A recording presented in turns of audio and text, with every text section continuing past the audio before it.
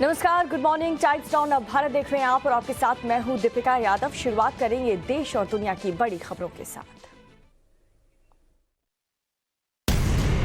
नागालैंड में गलत पहचान के चलते सेना की फायरिंग में आम लोगों की मौत के मामले में राज्य में अब तनाव भरी शांति है। इस बीच नगा ट्राइब से जुड़े संगठन ने 5 मांगे रखी हैं।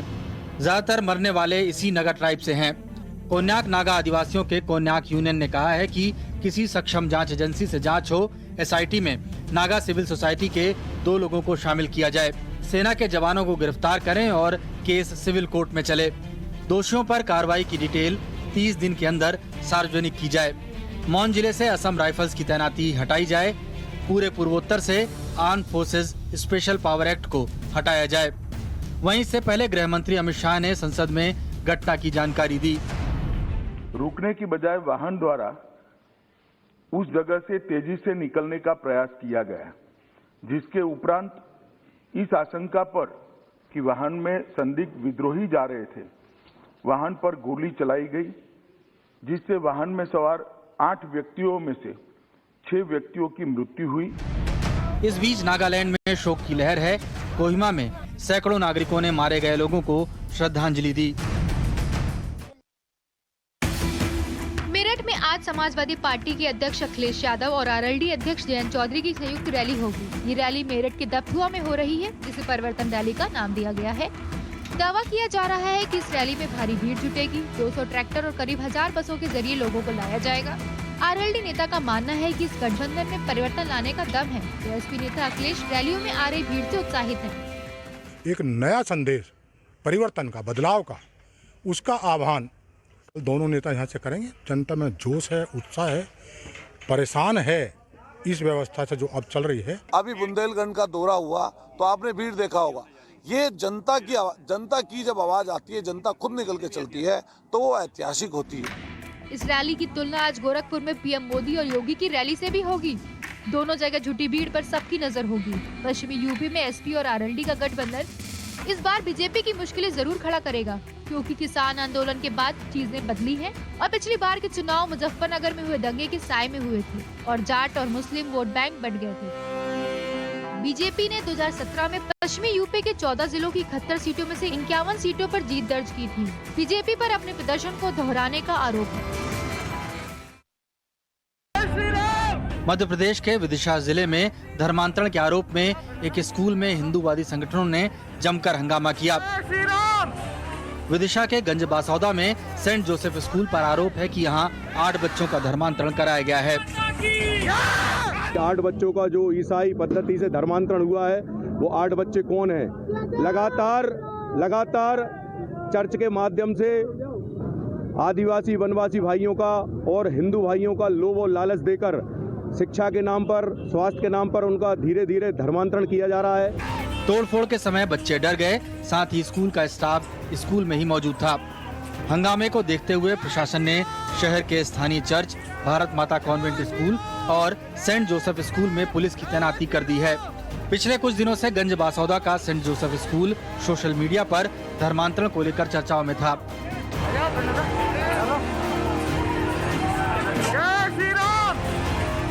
सोशल मीडिया पर एक फोटो भी पोस्ट की गई थी, जिसमें बच्चों के ऊपर जल छिड़ककर उन्हें ईसाई बनाकर उनका धर्मांतरण करने की बात कही जा रही थी। हालांकि स्कूल ने धर्मांतरण कराए जाने की बात से इनकार किया है।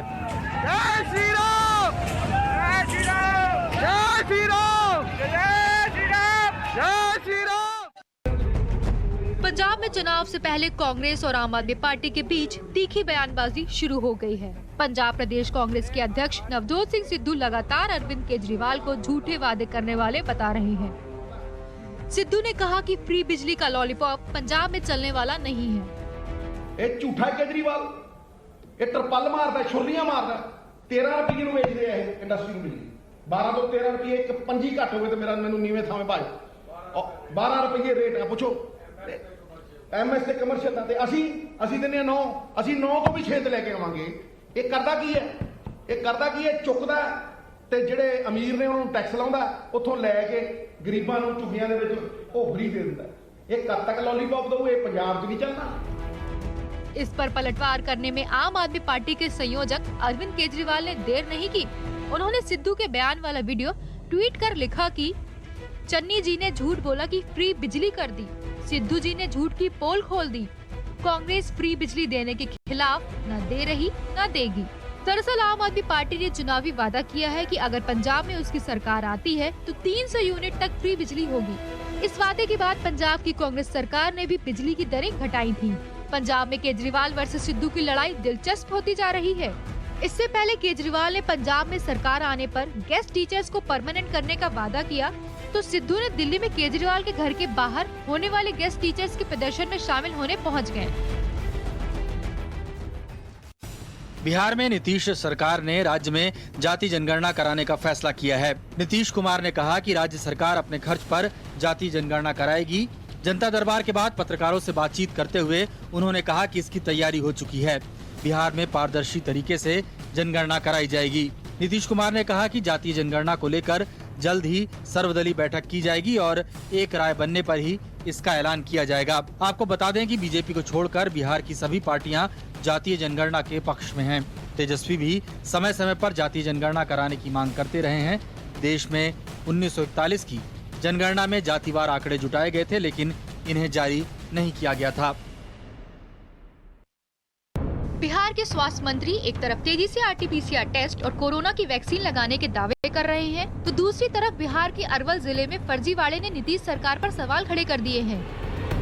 अरवल जिले में करपी के सामुदायिक स्वास्थ्य केंद्र में टेस्ट और वैक्सीनेशन की लिस्ट में प्रधानमंत्री नरेंद्र मोदी, गृह मंत्री अमित शाह, कांग्रेस अध्यक्ष सोनिया गांधी और अभिनेत्री प्रियंका चोपड़ा के नाम दर्ज हैं। इस लिस्ट का एक वीडियो वायरल होने के बाद मामला सामने आया है और अब 2 कंप्यूटर ऑपरेटर्स को सस्पेंड कर दिया गया है। इस पूरे मामले में बिहार में विपक्ष के नेता तेजस्वी यादव ने नीतीश सरकार को आड़े हाथों लिया है। उन्होंने ट्वीट किया कि देश में सबसे फिसड्डी बिहार का स्वास्थ्य विभाग भ्रष्टाचार, हेराफेरी, उपकरणों की चोरी, जांच में धांधली और आंकड़ों की जालसाजी के लिए कुख्यात है। अब नीतीश सरकार ने टीकाकरण के आंकड़े बढ़ाने के लिए पीएम नरेंद्र मोदी, गृह मंत्री अमित शाह, सोनिया गांधी और प्रियंका चोपड़ा को भी ट्रिपल डोज वैक्सीनेशन लगा दी। इस पूरे मामले पर अरवल की डीएम जे प्रियदर्शनी ने कहा कि इस बात की भी जांच की जाएगी कि किसके निर्देश पर ये फर्जीवाड़ा किया गया है। नीट पीजी काउंसलिंग में देरी की वजह से दिल्ली समेत कई राज्यों में रेजिडेंट डॉक्टर हड़ताल पर हैं। डॉक्टरों की इस हड़ताल की वजह से अस्पतालों में मरीजों को खासी परेशानियां हो रही हैं। मरीजों के अलावा हड़ताल का असर अस्पतालों में काम कर रहे अन्य डॉक्टरों पर भी पड़ रहा है। हड़ताल पर गए डॉक्टरों का कहना है कि काउंसलिंग में देरी के चलते रेजिडेंट डॉक्टर अस्पताल में बतौर पीजी ज्वाइन नहीं कर पा रहे हैं और उन पर काम का दबाव बढ़ता जा रहा है। उनका ये भी तर्क है कि कोरोना की तीसरी लहर के खतरे के बीच नए डॉक्टरों की भर्ती बेहद जरूरी है, इसमें देरी नहीं करनी चाहिए।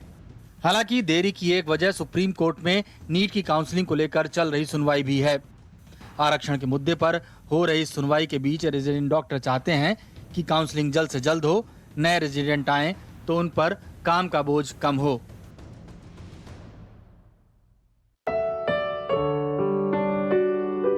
मशहूर फिल्म एक्ट्रेस कटरीना कैफ और विकी कौशल की शादी की रस्में आज से शुरू हो गई हैं। शादी में शामिल होने के लिए मेहमान लगभग पहुंच चुके हैं।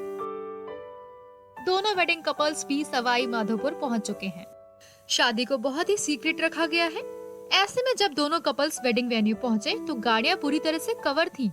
इधर होटल को रजवाड़ा लुक देने के साथ ही राजस्थानी इंटीरियर्स के मुताबिक डिजाइन किया गया है। सवाई माधोपुर के 6 सेंस होटल में आज महिला संगीत होगा। 8 दिसंबर को मेहंदी की रस्म होगी और 9 दिसंबर को दोनों शादी के पवित्र बंधन में बंध जाएंगे।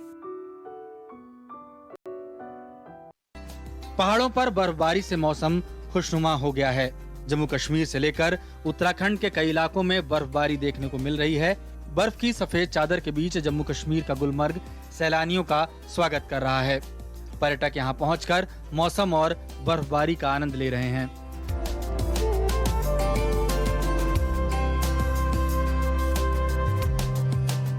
वहीं उत्तराखंड के औली में भी बर्फबारी हो रही है, जिसको देखते हुए सैलानी वहां भी पहुंचने लगे हैं। केदारनाथ और उसके आसपास के इलाकों में भी काफी बर्फबारी हुई है। शिमला में भी मौसम और सर्द हो गया है। पहाड़ों में हो रही बर्फबारी का ही असर है कि मैदानी इलाकों में भी ठंड बढ़ने लगी है।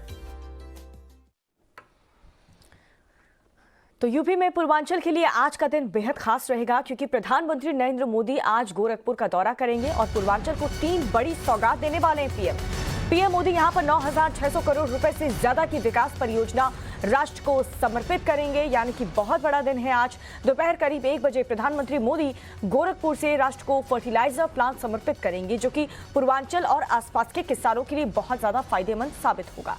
ये प्लांट की अगर बात करें तो 30 साल से ज्यादा अरसे तक बंद रहने के बाद दोबारा से तैयार किया गया है। फर्टिलाइजर प्लांट के लोकार्पण के बाद प्रधानमंत्री मोदी गोरखपुर स्थित एम्स के पूरी तरह से कार्य कर रहे परिसर को भी राष्ट्र को समर्पित करेंगे, जिसे 1000 करोड़ रुपए से अधिक की लागत से बनाया गया है। प्रधानमंत्री नरेंद्र मोदी आईसीएमआर क्षेत्र चिकित्सा अनुसंधान केंद्र यानी कि RMRC गोरखपुर के नए भवन का भी उद्घाटन करने वाले हैं आज। तो गोरखपुर फर्टिलाइजर प्लांट की अगर बात करें तो 1990 से ये बंद पड़ा था पूरा का पूरा कारखाना, जिसकी आज एक बार फिर से उद्घाटन प्रधानमंत्री करने वाले हैं। पीएम मोदी ने 2016 में इसकी नींव रखी थी और खाद कारखाना 600 एकड़ में बन करके अब तैयार हो चुका है। लागत इसकी बात करें तो करीब 8,600 करोड़ की लागत से ये तैयार हुआ है। यूरिया उत्पादन में आत्मनिर्भरता बढ़ेगी। रोजाना 3,850 से भी ज्यादा किसानों को खेती बाड़ी में काफी ज्यादा मदद मिलेगी, किसानों को फायदा मिलने वाला है।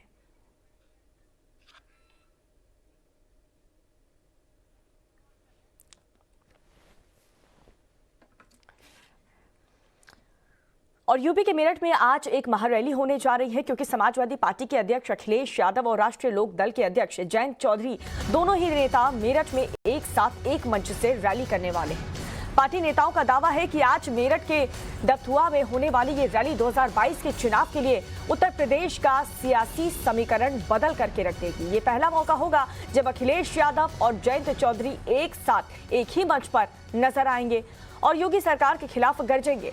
दावा ये किया जा रहा है कि अखिलेश और जयंत की इस रैली में लाखों की भीड़ जुटेगी। टिकट की दावेदारी करने वाले के लिए इसके लिए टारगेट भी किया गया है।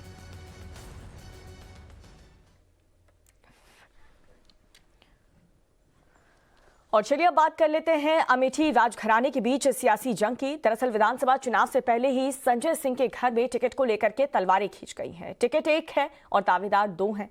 इस रिपोर्ट में राजघराने की बीजेपी से टिकट लेने की सियासी जंग को आपको देखना चाहिए।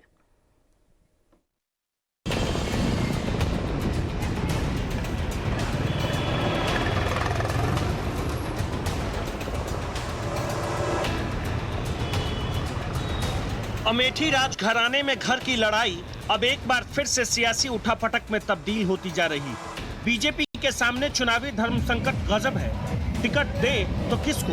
राजघराने में दावेदारी के लिए तलवारें खिंच गई है। पूरे इलाके में अमेठी राजघराने के भूपति भवन का एक अपना राजनीतिक इतिहास रहा है। पहली बार 1952 में राजा रणंजय सिंह यहाँ से विधायक चुने गए। इसके बाद 10 बार यहाँ के परिवार से जुड़े लोग या तो विधायक या तो सांसद रह के इस पूरे इलाके का प्रतिनिधित्व करते रहेंगे। मौजूदा दौर में अमेठी सदर की विधायक संजय सिंह की पत्नी गरिमा सिंह है और इस बार भी दावेदारी कड़ी है। लेकिन समय के साथ बदलते राजनीतिक में इस बार पार्टी के लिए भी एक बड़ा संकट पैदा हो गया है, क्योंकि उनकी पहली पत्नी गरिमा सिंह और उनके बेटे अनंत विक्रम खुद अपने आप को दावेदारी पेश कर रहे हैं। वहीं संजय सिंह और उनकी दूसरी पत्नी अमिता सिंह भी अब बीजेपी के पाले में है और उनकी भी दावेदारी अमेठी सीट के लिए है। अमेठी घराने की 2 बहू यानी संजय सिंह की दोनों पत्नी, एक मौजूदा विधायक गरिमा सिंह और दूसरी अमिता सिंह, दोनों बीजेपी से टिकट के लिए आमने सामने हैं। 2017 यूपी विधानसभा चुनाव में भी गरिमा सिंह बाजी मारते हुए बीजेपी से टिकट हासिल करने में कामयाब रही थी। वहीं अमिता सिंह को कांग्रेस से टिकट मिला, लेकिन हार के बाद पति संजय सिंह के साथ अमिता सिंह ने 2019 में बीजेपी का दामन थाम लिया। अब राजघराने का खेल यही है कि टिकट गरिमा को नहीं बल्कि अमिता सिंह को मिले। इधर मौजूदा विधायक गरिमा सिंह के बेटे अनंत विक्रम सिंह ने सीट पर अपनी दावेदारी ठोक दी। विधानसभा चुनाव में अमेठी सीट का क्या, अमेठी सदर को लेके बड़ा चुनावी चकल्लस चर्चा है कि कौन होगा उम्मीदवार। देखिए, हमारे परिवार में तीनों लोग हैं, माता जी हैं, हम भी हैं हमारी पत्नी भी हैं और जितनी मेहनत हमारे परिवार ने किया है उससे मुझे लगता है कि हम लोग को पार्टी बनाएगी, लेकिन अंतिम निर्णय पार्टी का होगा। जिसको भी पार्टी देगी उसको मेहनत के साथ, पूरी जंग के साथ हम लोग लड़ाएंगे, जीत के लाएंगे हम लोग। इलाके में अमेठी राजघराने की राजनीतिक पकड़ है, अपना रुतबा भी है। यही वजह है कि अमेठी राजघराने से 10 बार एमएलए रहे हैं, राजघराने से 5 बार सांसद भी रह चुके। कांग्रेस मजबूत थी तो ये उनके साथी थे, चेहरा थे। अब कांग्रेस कमजोर है तो राजघराना बीजेपी के साथ है और टिकट के लिए आमने सामने भी है। बीजेपी दोनों खेमों को तौल रही है। इधर मौके पर चौका मारने में माहिर रहे एसपी नेता और पूर्व मंत्री गायत्री प्रजापति के बेटे अनुराग प्रजापति जीत के सपने बुनने लगे हैं। उनका दावा है इस बार अमेठी सदर की जनता साइकिल पर भरोसा करे। क्या मुद्दे रहेंगे, क्योंकि बीजेपी तो कह रही है कि बहुत काम किया है, सांसद हैं जो कि केंद्र में मंत्री हैं, स्थानीय विधायक है, योगी की सरकार है, बहुत सारे डेवलपमेंट्स वर्क हुए हैं। देखिए बीजेपी का क्या है ना, बीजेपी सिर्फ नाम बदलती है और झूठे वादे करती है। और हमारे जो मुद्दे हैं वो विकास के मुद्दे होंगे। जो हम लोगों ने 12 से 17 के बीच में किया, ये विकास की नैया जो है आगे चलेगी और ये बीजेपी सरकार उस विकास की नैया को डुबाने का काम कर रही है। साल 1969 से अमेठी राजघराने की दखल यहाँ की राजनीति में रही है। तब से लेकर अब तक किसी न किसी तरह से राजघराने के उम्मीदवार चुनाव जीतते रहे हैं। अब मौजूदा वक्त में संजय सिंह के लिए जरूरी है कि वो किसी तरह से अगले विधानसभा चुनाव में अपनी मौजूदगी को कायम रखें, जिससे आगे की राजघराने की राजनीति बनी रहे। और देश में आगामी विधानसभा चुनाव में भारतीय जनता पार्टी को रोकने के लिए शिवसेना खास रणनीति बना रही है। आज इसी कड़ी में शिवसेना के नेता संजय राउत दिल्ली में राहुल गांधी से मुलाकात करेंगे और वहीं कल प्रियंका गांधी से भी उनकी मुलाकात होनी है। ऐसे में 2022 में होने वाले उत्तर प्रदेश, उत्तराखंड, गोवा, मणिपुर और पंजाब के विधानसभा चुनाव को ध्यान में रखते हुए शिवसेना के यूपीए में शामिल होने की संभावनाएं अब बढ़ गई हैं। आज दिल्ली में एनसीपी की वर्किंग कमेटी की भी बैठक होनी है और अभी हाल ही में पश्चिम बंगाल की मुख्यमंत्री ममता बनर्जी ने अपने मुंबई दौरे पर यूपीए पर निशाना भी साधा था। उन्होंने राहुल गांधी का नाम लिए बिना कहा था कि आधा वक्त विदेश में रह करके राजनीति नहीं की जा सकती।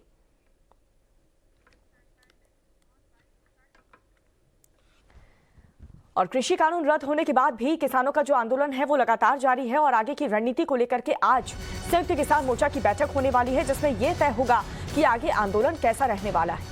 इससे पहले सोमवार को किसान नेता गुरनाम चढ़ूनी ने कहा है कि सरकार की तरफ से बातचीत के लिए बनाई गई कमेटी के पास कोई भी नहीं आया है। आपको ये भी बता दें कि सरकार से बातचीत के लिए किसानों की 5 सदस्यीय कमेटी बनाई गई है, जिसको लेकर के किसान ये कह रहे हैं कि अभी तक कोई बातचीत करने के लिए नहीं आया है।